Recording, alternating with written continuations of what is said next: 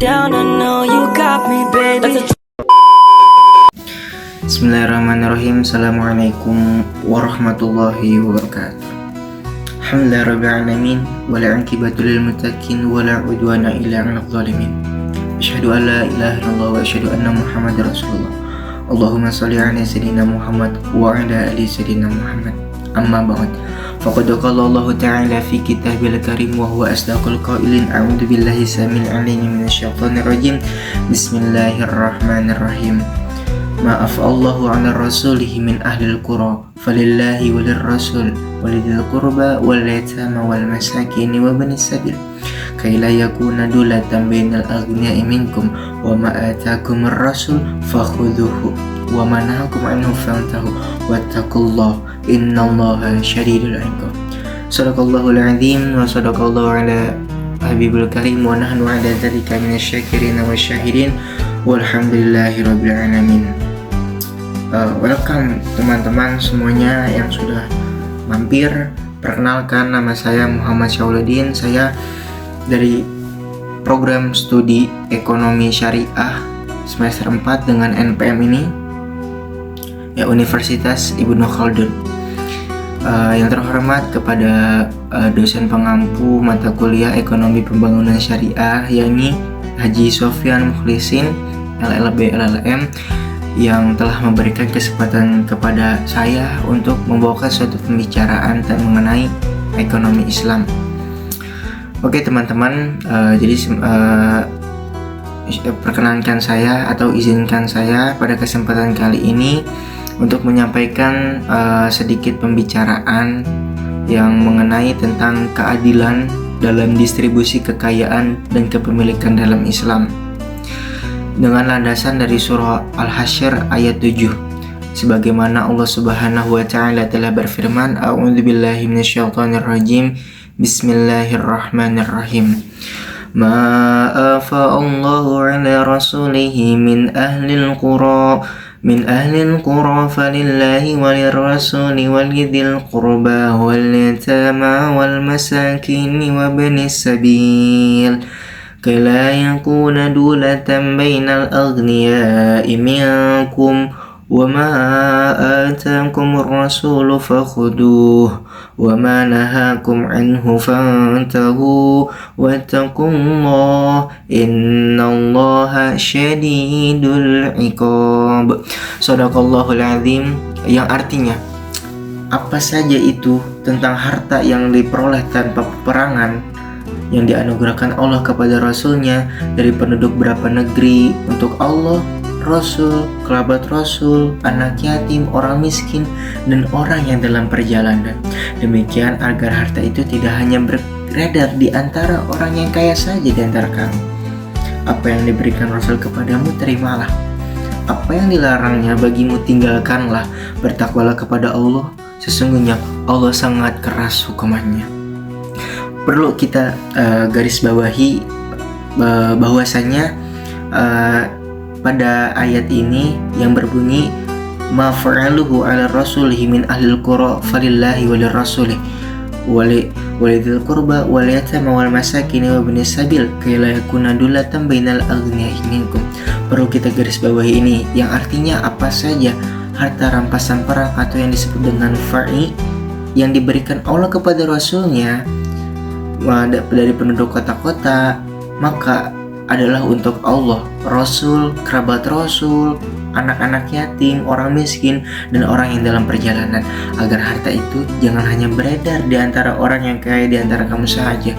Quran surah Al-Hasyr ayat 7. Oke teman-teman semuanya, jadi ayat ini berbicara tentang konsep fa'i, yaitu harta yang diperoleh tanpa peperangan, seperti hasil penyerahan sukarela dari musuh atau aset-aset negara yang menjadi bagian dari pengelolaan Rasulullah Subhanahu wa taala sebagai kepala pemerintahan Islam. Namun, lebih dari sekedar teknis hukum tentang fa'i, ayat ini mengandung pelajaran besar tentang bagaimana Islam mengatur distribusi kekayaan secara adil dan bijak. Allah menegaskan bahwa harta tidak boleh hanya berputar di segelintir orang yang kaya.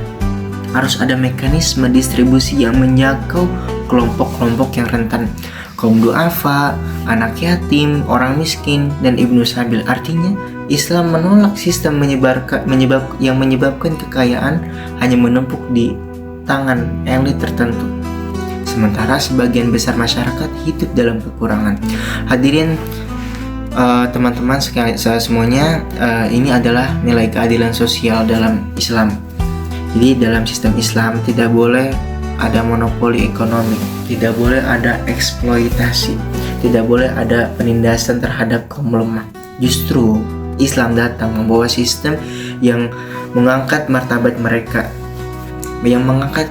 mereka, yang terpinggirkan. Coba kita renungkan keadaan di sekitar kita hari ini. Betapa banyak orang yang kaya, kekayaannya terus bertambah. Tapi di sisi lain, betapa banyak pula masyarakat yang hidup dalam kemiskinan dan kesusahan. Kadang bukan karena mereka malas, tapi karena sistem yang ada membuat akses terhadap sumber daya menjadi tidak merata. Islam telah memberikan solusi melalui zakat, infak, sedekah, wakaf, dan juga pengelolaan harta negara. Semua ini adalah instrumen keuangan Islam yang tujuannya adalah menegakkan keadilan dan pemerataan. Contoh nyata yang bisa kita ambil dari kehidupan Rasulullah SAW. Jadi Nabi Muhammad SAW itu tidak pernah menggunakan harta rampasan untuk memperkaya dirinya sendiri. Beliau membaginya dengan adil dan memastikan bahwa orang-orang miskin mendapatkan bagiannya. Bahkan saat beliau wafat, baju perangnya masih tergadaikan karena beliau lebih memilih memberi daripada menumpuk-numpuk harta. Inilah teladan yang seharusnya ditiru oleh para pemimpin pejabat saat ini.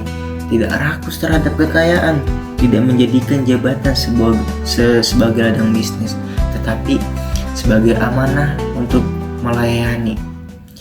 Jadi teman-teman semuanya, jadi ayat ini juga menjadi peringatan bagi kita semua, baik yang punya kekuasaan, harta maupun akses. Jangan sampai kekayaan hanya menjadi milik segelintir orang. Jangan sampai kita lupa untuk menunaikan hak orang lain dari rezeki yang Allah titipkan kepada kita.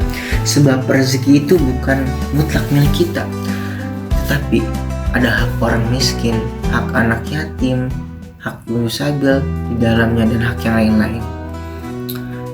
Oke teman-teman semuanya, mungkin apa-apa yang saya sampaikan dapat kita ambil kesimpulan dan dapat disimpulkan dan direalitaskan di kehidupan nyata. Semoga yang mempunyai rezeki itu masih berpikiran bahwasanya rezeki yang Allah titipkan itu tidak hanya untuk dirinya saja. Maksudnya bukan di dalamnya itu tidak hanya untuk dirinya saja, mungkin ada hak orang lain yang harus kita keluarkan, yang harus kita sisipkan sedikit dari harta kita untuk menunaikan zakat, sedekah, atau infak atau yang lain-lain. Oke teman-teman semuanya, kurang lebihnya saya memohon maaf kalau misalkan ada tutur kata yang salah, kalau misalkan dari cara penyampaian saya juga yang kurang berkenan di hati kalian, saya mohon maaf. Kurang lebihnya mohon maaf. Wassalamualaikum warahmatullahi wabarakatuh.